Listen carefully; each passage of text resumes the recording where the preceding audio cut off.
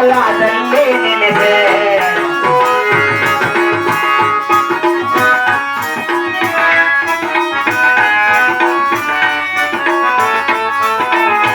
ಆಗಮದ ಅರ್ಥವನ್ನು ಸುಖಸಾಗಿ ಚಿಂಬೆಗೆ ಬೇಗ ಹೋಗಿ ಶ್ರೀಮತಿಯ ನಿರ್ಮಲದಲ್ಲಿ ನಿಲ್ಲಿಸೆ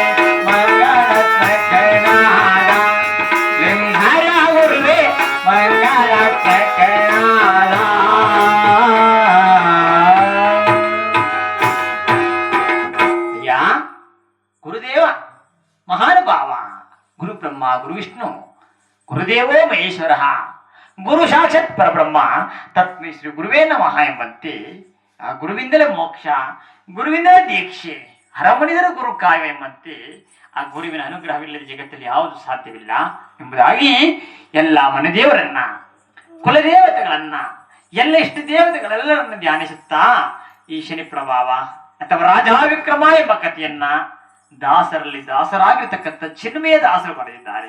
ಆ ಕವಿಗಳು ಬರೆದಿರುವಂತಹ ಕಥೆಯನ್ನ ನಾವುಗಳು ಭಗವಂತ ಎಲ್ಲಿ ಅವಕಾಶ ಕೊಡುತ್ತಾನೋ ಅಲ್ಲಿ ಪರಮಾತ್ಮನ ಮುಂದೆ ಭಗವಂತನ ಮುಂದೆ ಇಡೀ ರಾತ್ರಿ ಪರಮಾತ್ಮನ ಸೇವೆಯನ್ನ ಗುಣಗಾನವನ್ನ ಮಾಡ್ತಾ ಇದ್ದೀವಿ.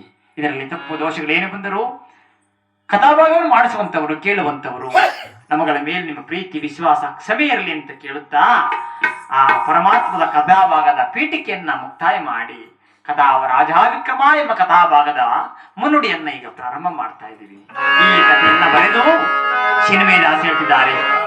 ಅಯ್ಯ ಕಲಿಯುಗದ ಬಂಧು ಬಾಂಧವರೇ, ಅಣ್ಣ ತಮ್ಮಂದಿರೇ, ಭಕ್ತ ಮಹಾಶಯರೇ, ಪರಮಾತ್ಮನ ಕಥಾಭಾಗವನ್ನು ಬರೆದು ಆ ಭಗವಂತನ ಕೃಪೆಗೆ ನಾನು ಪಾತ್ರನಾಗಿದ್ದೇನೆ.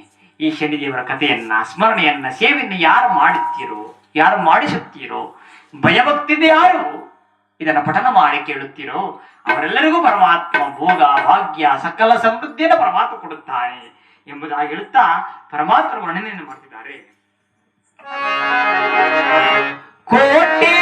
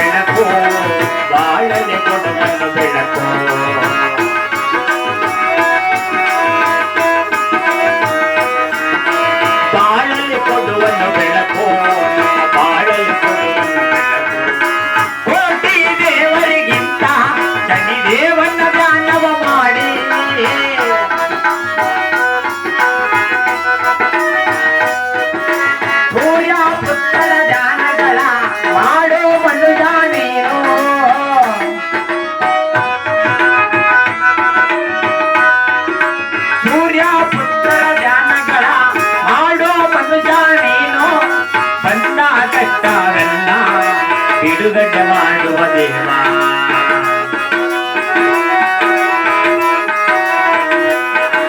ಬಂದ ಕಷ್ಟವನ್ನೆಲ್ಲ ಬಿಡುಗಡೆ ಮಾಡುವ ದೇವ.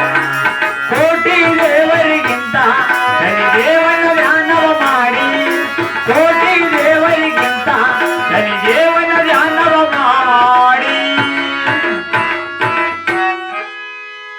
ಕೋಟಿ ದೇವರ ಪೂಜಿಸುವ ಬದಲು ಈ ಜಗತ್ತಲ್ಲಿ ಪರಮಾತ್ಮ ಶನಿ ಮಹಾರಾಜರನ್ನು ಒಬ್ಬನ್ನ ಮರೆಬಿದ್ದರೆ ಸಾಕಂತೆ ಕೋಟಿ ದೇವರ ಕೃಪೆ ಅನುಗ್ರಹ ಪ್ರತಿಯೊಬ್ಬರಿಗೂ ಆಶೀರ್ವಾದವಾಗುತ್ತೆ. ಯಾಕೆಂದ್ರೆ ಈ ಭಗವಂತ ಸಾಮಾನ್ಯವಾದವರಲ್ಲ, ಈ ಜಗತ್ತಿಗೆ ಕಲಿಪುರುಷ ಯುಗ ಪುರುಷ ಸೂರ್ಯಸನ್ನಾದ ಅಂತ ಹೇಳ್ತಾರೆ. ಅದರಿಂದ ಈ ಭಗವಂತನಿಗೆ ಹರಿಹರರೇ ಅಧೀನರಾಗಿದ್ದಾರಂತೆ. ಆದ್ದರಿಂದ ಈ ಭಗವಂತನ ಪಾದಾರವನ್ನು ಭಯಭಕ್ತಿಯಿಂದ ನಾವು ಬೇಡ್ಕೊಂಡ್ರೆ ಸರ್ವ ಸುಖಗಳು ಮನುಷ್ಯನಿಗೆ ಏನೇ ಬೇಕು ಎಲ್ಲ ಪ್ರತಿಯೊಂದನ್ನು ಪರಮಾತ್ಮ ದಯಪಾಲಿಸಿ ಕಾಪಾಡುತ್ತಾನೆ. ಆದ್ದರಿಂದ ನಾವು ನೀವೆಲ್ಲರೂ ಈ ಭಗವಂತನನ್ನ ಸ್ಮರಿಸುತ್ತಾ ಭಗವಂತನ ಆರಾಧಿಸುತ್ತಾ ಪರಮಾತ್ಮ ಕೃಪೆಗೆ ಪಾತ್ರರಾಗೋಣ ಎಂಬುದಾಗಿ ಕೇಳಿಕೊಂಡು ಆ ಪರಮಾತ್ಮ ಕಥೆಯನ್ನ ಬರೆದಿದ್ದಾರೆ.